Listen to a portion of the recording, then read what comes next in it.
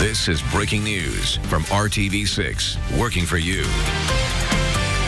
Welcome into RTV6 News at 5. We start with breaking news. Metro Police say a child is okay after being taken for a wild ride in a stolen car. RTV6's Cameron Riddle joins us live from the west side. Cameron, this started after a woman left her car running outside of an animal hospital.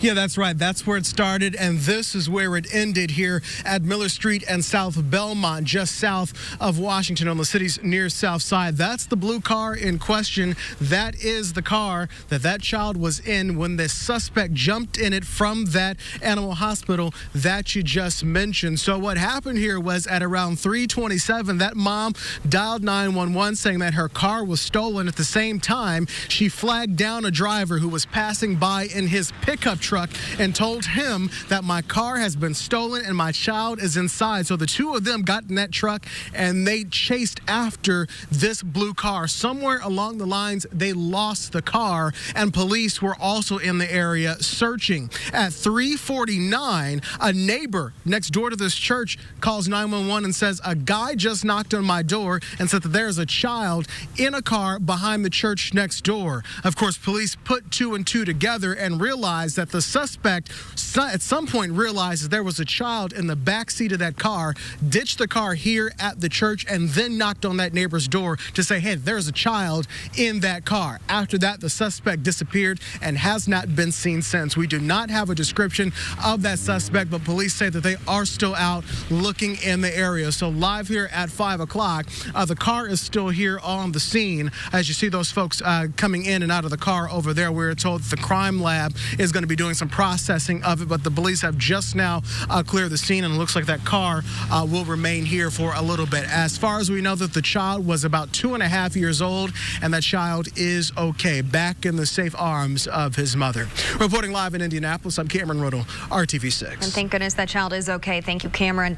Now to your Storm Team 6 forecast. A big change in the weather from just 24 hours ago. The 60s and dry yesterday, wet and cold, and still getting colder right now. Storm Team 6 Chief Meteorologist Kevin Gregory is tracking what those dropping temperatures will mean for you tonight. A little bit of a change up this morning when we woke up with the rain, Kevin. Even when it's predicted, it's still a shock, isn't it? We're almost 30 degrees colder in Indianapolis than 24 hours ago. Yesterday's high, 67. Many spots right now around 37 degrees.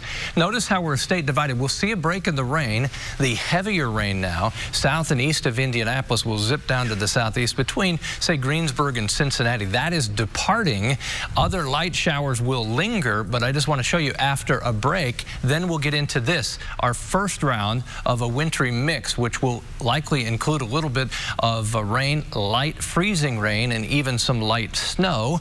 That's ahead for tonight, but notice the overall probability of precipitation, and I use that word because it won't all be in one form, will go down tonight. 8 o'clock, light rain showers. Here comes the wintry mix by 11, and as we go through the overnight, that light wintry mix shifting south and east, but the next system starts to appear on the horizon tomorrow afternoon. This will be a little more potent. We'll talk about the impact for tomorrow night into Thursday morning as well, coming up. Thanks, Kevin. See you soon. Now to a developing story. More than 200 Hoosiers will be without a job as the local manufacturing facility has been around for 130 years announces plans to move operations to Illinois.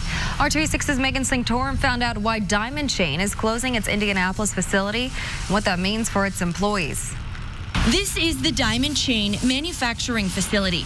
It's located right near the convention center downtown on West and Kentucky Avenue. There are cars in the parking lot now, but that will soon change. As employees learn operations will move to an existing facility in Fulton, Illinois. The Diamond Chain Company manufactures drive chain products. According to its website, it was founded in Indianapolis, and its products were used in some of the first airplanes and cars. Diamond Chain was acquired by the Timken Company in 2019.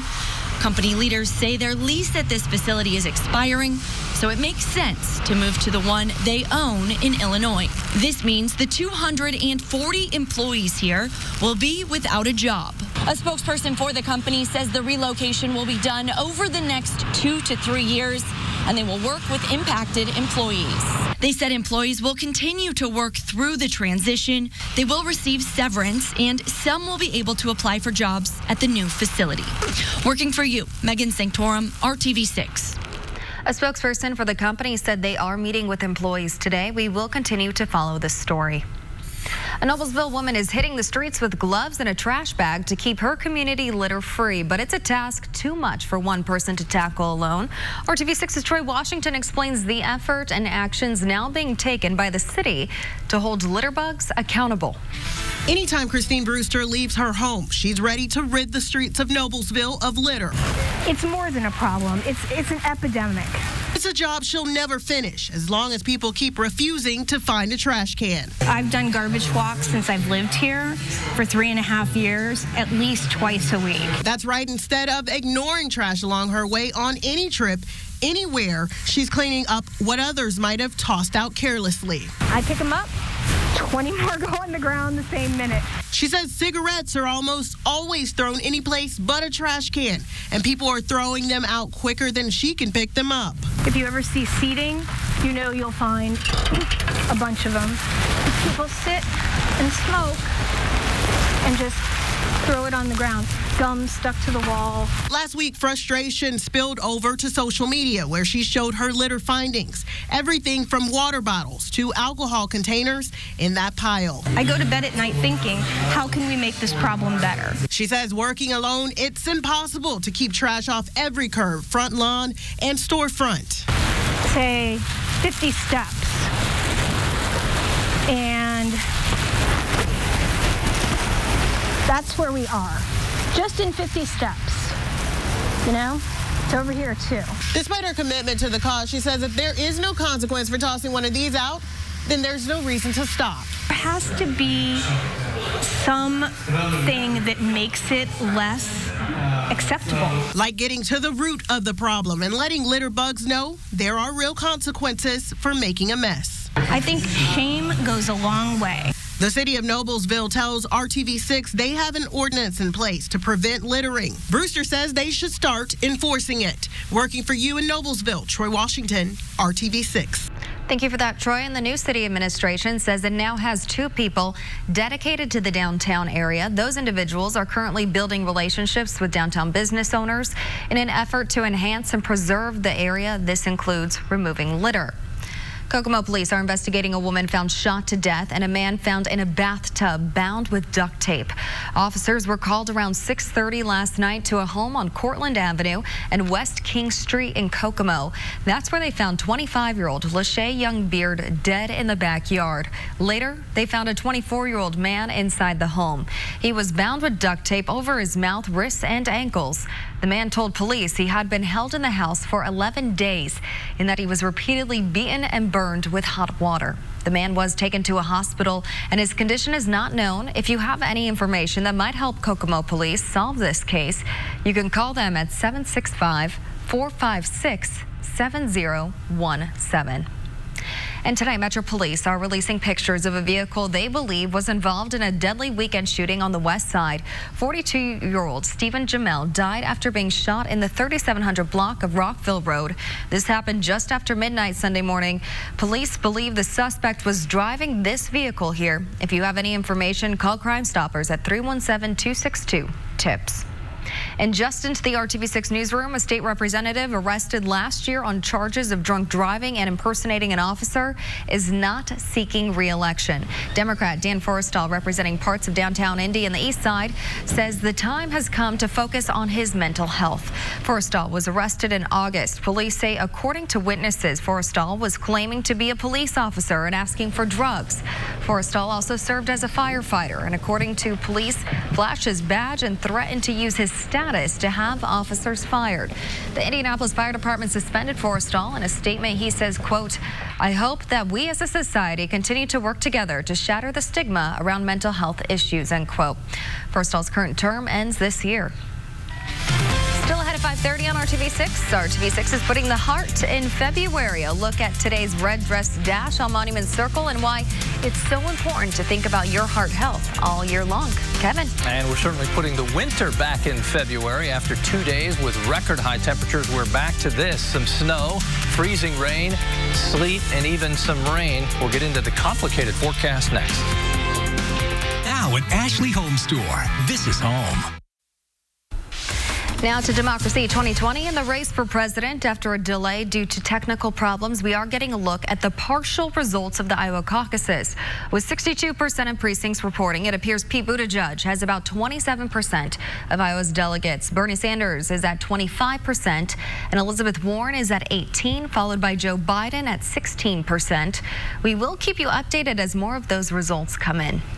And in a matter of hours, President Trump will deliver his State of the Union address to Congress and the nation. He will be speaking inside the House chamber, which recently voted to impeach him. The theme of tonight's address is the Great American Comeback. The president is expected to focus on his economic record, his new North American trade deal, and also contrast his policies with some of the Democrats running for his office. ABC News will carry the speech live starting at 9 p.m., followed by the Democratic response. You can see it right here on RTV6. And members of Congress are allowed to invite guests to tonight's speech. Senator Todd Young's guest is Gold Star mother Sandy Tarisky of Jasper. Her Marine Corps son was killed in action in 2012 in Afghanistan. Congresswoman Susan Brooks is bringing Mike and Lee Corr of Carmel. Mr. Corr is now in an ongoing remission for hairy cell leukemia after being involved in clinical trials at the National Institutes of Health. And Congressman Trey Hollingsworth has invited State Representative Woody Burton. Burton is retiring at the end of the 2020 legislative session. Burton has served Johnson County since 1988, which is in Hollingsworth District. Congressman Andre Carson is not bringing a guest this year. We've asked a couple more lawmakers about their guests, but have not heard back. And tomorrow, another big day in the nation's history. That's when the Senate will vote on whether to acquit or remove President Trump from office. However, the final vote is expected to end with the 2 impeachment articles against the president being rejected. No Republican senator has indicated they would vote to convict the president. ABC News will carry a live report when the final vote is taken. That's expected around 4 p.m. tomorrow afternoon. More roundabouts are coming to the south side of Marion County, and the city wants to make sure you're prepared for the upcoming work. Plans are to convert 4 intersections in Franklin and Perry Townships this year into roundabouts. The locations are Stop 11 Road and Combs Road, Stop 11 Road and 5 Points Road, 5 Points Road and Edgewood Avenue, and the final one, Sherman Drive and Thompson Road. These will be similar in design and construction to the 4 roundabouts completed last year in Franklin Township. To make sure you're prepared and know the plans, the Department of Public Works is holding an open house on Monday in the Franklin Central High School cafeteria. You'll get to see what's in the works. The open house starts at 5:30. And a heads up about some weekend road work that could impact your travels through downtown Indianapolis. INDOT notified us today that they will be closing a ramp in the North Split to complete barrier wall repairs. This is a look at the area from an INDOT traffic camera. I-70 westbound to I-65 southbound will be closed at the North Split from Friday at 10 p.m. to Sunday at 6 p.m. You can take the collector ramp to I-70 westbound exit to 83A during the ramp closure. Crews will be repairing and replacing a barrier that was hit last month. 1 lane of I-65 northbound to I-65 westbound in the North Split will also be closed during the repairs. Slow go there. Do you see that? Yeah, wet roads out there. Crawling along. Wet roads, temperatures above freezing. Nothing tricky now. Tomorrow morning could be some isolated slick spots, and then I think tomorrow night into Thursday morning will be the time period to really watch. Well, rain is one thing. Cold rain is another. Ugh. Those guys were prepared, definitely had the hoods up. There's the umbrella. At times it was coming down pretty good, and we've had just generally light rain here the last couple of hours in the metro area, and that will begin to, I think, mix with a little light freezing rain or sleet at some spots later tonight. Okay, let's talk about what's going to happen, because we've got kind of a recipe in the forecast. When we have warm air from ground level up, then it's simple. We get all rain. If it's cold from top to bottom, snow. It's in the middle here that we end up with the problems, freezing rain and sleet, as you got warmer air over the top of the cold air at the surface. And that will lead to some freezing rain potential just either side of Interstate 70, mainly tomorrow night into Thursday morning. That's one piece of the puzzle. The other then is the remaining moisture converted into snow or sleet. Right now, models have been pretty consistent. Remember, we kept going through those yesterday. From Terre Haute to Indy to Muncie northwest, the best chance for accumulating snow. Some spots could see up to 3 inches. From Indy southeast, you're talking about less in the way of snow and more in the way of sleet and some light freezing rain. Right now, it's just simply cold rain. From Terre Haute to Indy to Muncie southeast, the rain continues, as I mentioned, though, off to the west, sitting west of the Wabash River. I think another little shot of moisture will move in tonight. Temperatures will continue to fall as we get closer to the freezing mark. You know from experience, bridges and overpasses become slick first. You can be sailing along on a wet road and then hit that icy bridge. 38 in Lafayette, 38 in Terre Haute. We're not in danger of getting to the freezing mark anywhere right now. Say hello to Dexter. It's time to play ball. He's not really sweating the forecast here. Paul Chen, send in the picture. Thanks for doing that. If you've got a dog picture, your family pet, I'll take it for a walk during my forecast. Kevin.Gregory@WRTV.com. Temperatures in the 30s through the evening. You'll have 4 paws to clean off when the animals come back in, as the ground is very wet now. There's your wintry mix at 11 o'clock tonight. Through the overnight, temperatures drop to around the freezing mark. That's why I do expect some slick spots. You can bet DOT will be out there as far as treating roadways, but snow showers, freezing rain, and sleet become an issue again tomorrow evening. There's the blue of snow. Notice Terre Haute, Indy to Muncie northwest, and then the little area of freezing rain mixing in there tomorrow night, and that will put all eyes on our Thursday morning commute. Temperature Thursday morning, we're playing with 1 or 2 degree swing either side of freezing, which can make a big difference in how this actually plays out. We're dry Friday, Saturday 30% chance of a rain-snow mix, but back almost to 50 by Thursday or Tuesday of next week. A lot of up and down. I always like to leave you with something positive. 50 degrees is positive. Okay, thank you, Kevin. Still to come, your 2020 just got a little more rock in its step. The concert's now coming to Central Indiana this summer when the news continues here on RTV6. Airing Hoosiers only on RTV6. Welcome back. Well, there is no shortage of concert options in Central Indiana this summer. The announcements just keep coming in. 2 more today. We learned the Goo Goo Dolls are coming to the amphitheater at White River State Park on Thursday, August 6th. Lifehouse will be opening for them. Tickets go on sale Friday at 10 a.m. And tickets also go on sale Friday to see Incubus 311 and Bad Flower at Ruoff Music Center in Noblesville on Saturday, September 5th. This will be their last stop on their North American Amphitheater tour. It's all part of Alt 103.3's Ultimate Birthday Bash 2020. Tickets go on sale Friday at 10 a.m. All new at 6 p.m., helping make decisions for those who can no longer do it for themselves. The local efforts to make sure no person is ever left behind. But first on the now, Indy sharks in the Midwest. The new discovery in one neighboring state giving a sharper picture of our continent's history. You're watching RTV6.